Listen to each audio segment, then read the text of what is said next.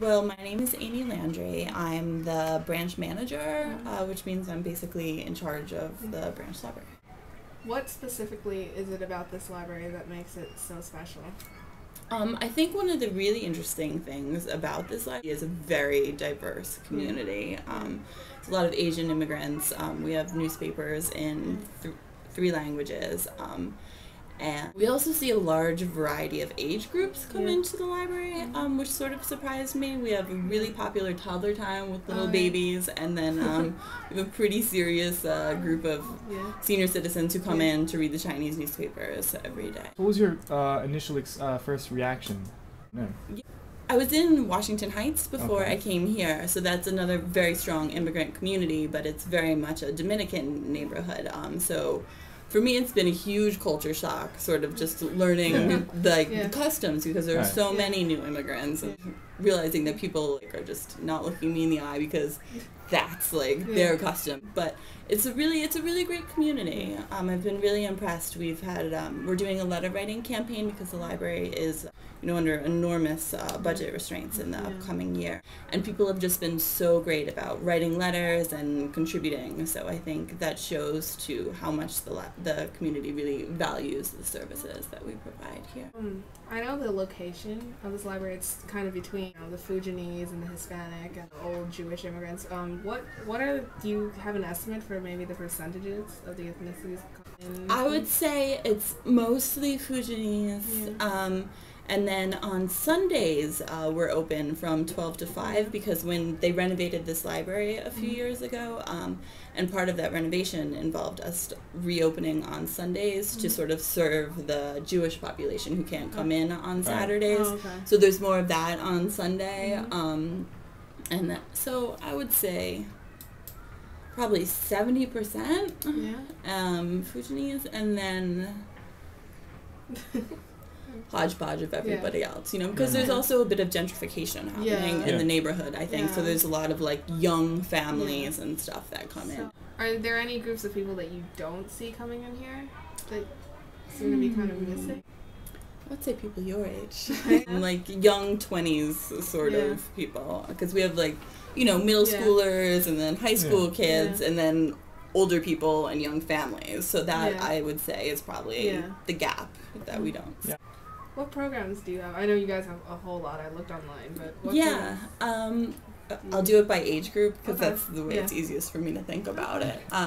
We have a lot of children's programs. We have a toddler time once a month, and then we have a read aloud sort of story time every week. And on Tuesdays, we've been having science programs from the Children's Museum of Manhattan that have been really popular. And then for young adults, we have a game on is what we call it, and we have a Wii and a PS2 and a big projector, and we just set it up downstairs, and they play Rock Band and Mario Brothers or whatever, and just go nuts once a week. So that's really fun, and they really like it. So it's a great way to get kids into the library and sort of more involved in other things that we have here, so kids that didn't normally come for the video games and then stay, when they realize we have all these other cool things going on. We also have a teen advisory group that meets once a week.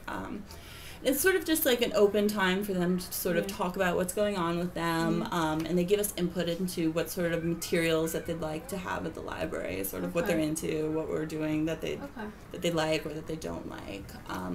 And then for adults, we have computer classes. So this month we're sort of focusing on job resources just because of the current economic system, and we're having a resume class and sort of computer skills for job searching class. Try and tailor our services to what people need. We also, on the first floor, we have the Center for Reading and Writing, which is a really amazing place. It's open 3 days a week, and it's run by a dedicated group of volunteers and a few staff members. And we have computer programs for building your language skills, and they have poetry workshops. It's a really positive thing for the community. Whenever I'm having a bad day or something, I go down there because it's all just smiles and good work. Turning back to the ethnicity thing, What ethnicities do you see in a lot of maybe the toddlers and children's programs? It's almost all Asian kids and white kids.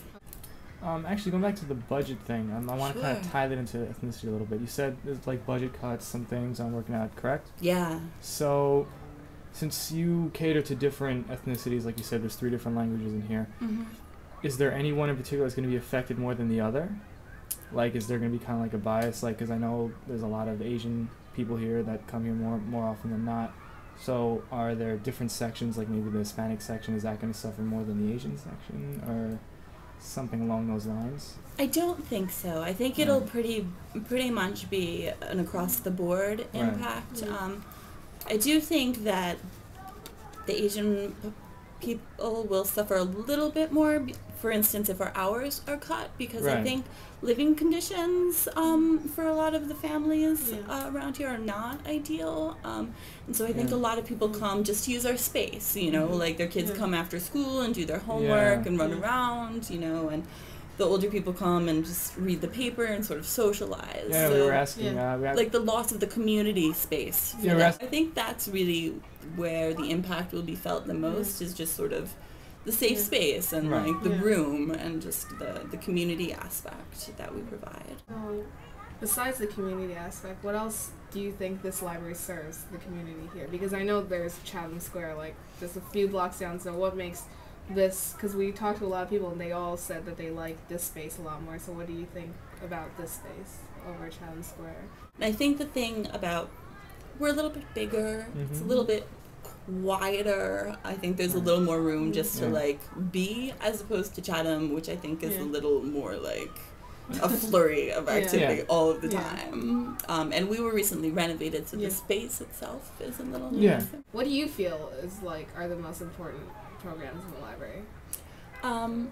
I really think some of the most important stuff that we do is our work with the kids, just sort of establishing that early literacy factor. We have a summer reading program over the summer, and every year they consistently sign up over 1,000 kids. And so, you know, so many studies have shown that kids that read over the summer do much better in school the following year than kids that don't read. So I really think reaching out to kids and sort of getting them to feel comfortable in a library and comfortable like asking questions and, you know, using books and computers and learning. What do you think like is the importance of the park there? I think it's great to be out in the park. I think it really makes us feel like more of a community space because it's right off the park. It makes us feel more like community space, you know, and it makes it sort of more of a welcoming environment. Do you guys like affiliate with any other, you know, buildings or programs around the community? Yeah, absolutely. We do outreach at the local senior centers and also with Gouverneur Hospital, and the Educational Alliance across the street is a good ally to us. If you see on the second floor, they have like all the photographs are from the Educational Alliance, so they do rotating exhibits for us down there. The demographic has changed of the community over the years. It was built. How has that affected the demographic coming here? Certainly a neighborhood in transition, you know, and I do think there's sort of a dichotomy between the old school people who've been in the neighborhood, you know, there are older people who grew up in this library and still come here and, you know, complain. I think every time a new group of people comes to a neighborhood, there is always sort of an awkward sort of power struggle. Yeah, exactly. So I think, you know, that's another important part of what we do here is sort of just being a space where everyone comes. We try and, you know, build the same services for everyone, and it sort of puts people in the same place when they wouldn't normally go to the same places. So I think it's good in that aspect. Library usage this year is at a record high. I think it's due in part to the economic situation as people lose their jobs. Come to the library, you do job searching, and just, you know, get out of your apartment and, you know, check the classifieds.